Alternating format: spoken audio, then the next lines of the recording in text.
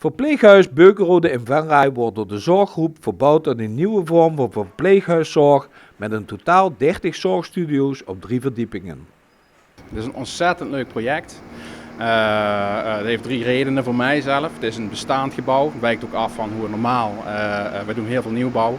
En dit is echt een gemeentelijk monument waar we mee aan de slag zijn gegaan. Het werkt ook heel veel afstemming met de gemeente, dat hebben we ook in goed overleg gedaan. Ten tweede, zo'n bestaand gebouw geeft af en toe nog wel eens een verrassingprijs. Zo hebben we bij de constructie nogal eens wat extra moeten opwaarderen om het zo te krijgen zoals we willen. En ten derde, wij maken hier voor het eerst ons nieuwe woonconcept voor de mensen met somatische klachten. De huidige en toekomstige bewoners van Beukenrode hebben een hoge zorgvraag. Dat betekent dat we dus bewoners hebben met ziektebeelden zoals Parkinson onder andere. Of andere ziektebeelden waarbij deskundige zorg nodig is. Wel zullen wij deze deskundige zorg samen gaan vaststellen en met familie en met mantelzorg. Dat is ontzettend belangrijk om die erbij te betrekken. Vanuit de nieuwe visie van Beukenrode zullen wij straks ook de nieuwe bewoners die komen wonen al thuis gaan bezoeken.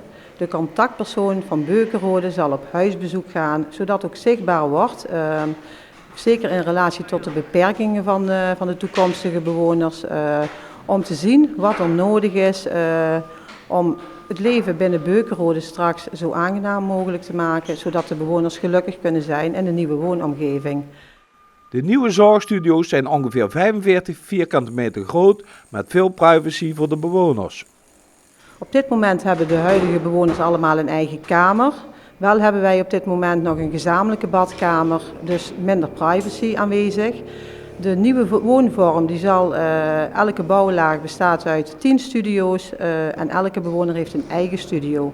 Waarbij dus een woon-, keuken en slaapgedeelte in 1 ruimte is en dan aansluitend een aparte ruimte voor de badkamer.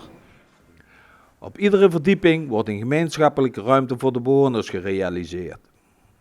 Die staat ongeveer in het midden, zodat we voor iedere bewoner de afstand ook zo min mogelijk maken.